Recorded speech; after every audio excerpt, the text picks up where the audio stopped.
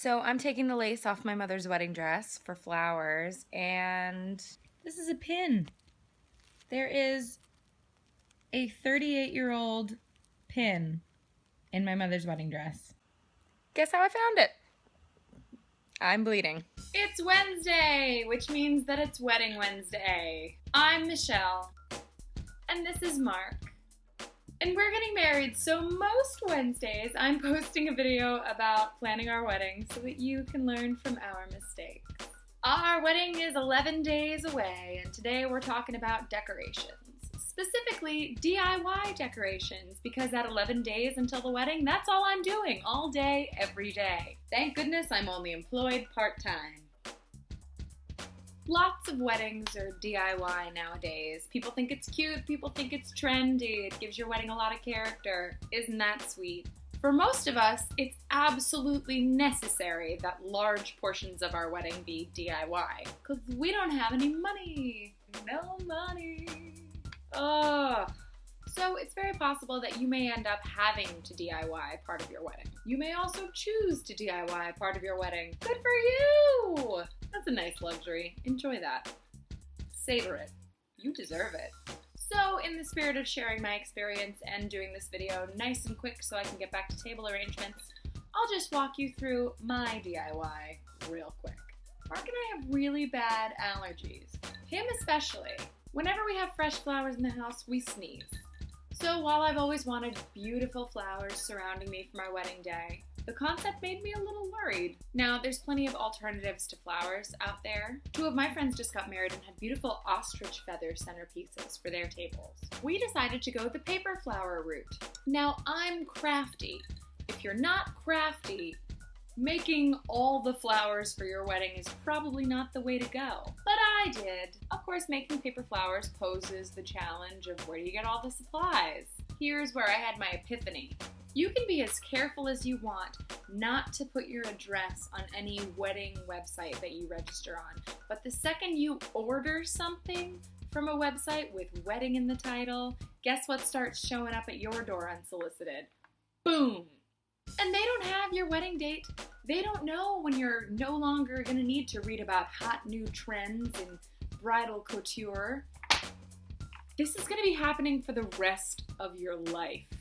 So, when confronted with the question, where do I get all the supplies for my paper flowers? Look no further. The majority of the flowers at my wedding are made out of pages from bridal magazines. Two specific styles. What I'm calling a hydrangea and a rose. You can find links to the DIY tutorials that help me make these flowers in the description of the video below. I will caution you that this flower was supposed to look like this. Still nice. And then there's also some flowers made of my mother's wedding dress. My mother was sweet enough to give me her wedding dress when I got engaged. We toyed with the idea of repurposing it, having someone redesign her wedding dress to fit me. I mean, she got married in 1977. It is like a puffed sleeve, beaded, teetering into the 80s lace explosion. And it didn't fit me. My mother was thinner than me. So with the help of some more online tutorials, links to which you can also find in the description below, I was able to make a beautiful fabric flower out of her dress. And while we're talking about decoration trends, one of the hottest trends in the wedding industry today is crap.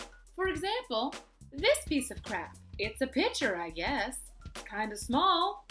You'd get maybe one drink out of this and then have to refill it. Kinda defeats the purpose of a pitcher. Stick some flowers in it and it's rustic chic. Huh? These are some old black and white photos we found in a bin. 60 cents each. Tape them together and they become your table number signs. Ooh, how charming. Another big advantage of DIY, whether it's your decorations or your programs or your favors, whatever, it gives you the illusion of control. I feel the same way about DIY decorations as I do about a headshot and a resume to an actor. So many of the elements that add up to success are out of your control. It's nice to have something that you can actually focus on. Like, does it really matter what font your resume is written in? No. But it's something you can change. I really enjoyed having something to do in like the month before my wedding. Because I feel like once a month hits, you go, I should be doing something. And folding paper flowers gives you something to do. That being said, only do a DIY project like this if you have the time. I am only employed part-time, so I have a lot of days off leading up to the wedding. If I was working 9 to 5 Monday through Friday, I would be going insane right now. Still kind of am, but I have vodka. Just keep in mind though, if you undertake something huge for DIY, like your decorations, that's a lot of pressure. You gotta get them all done. And there's gonna be a lot of them. A lot of them. So it's been fun. This one's my favorite. Look how cool that is.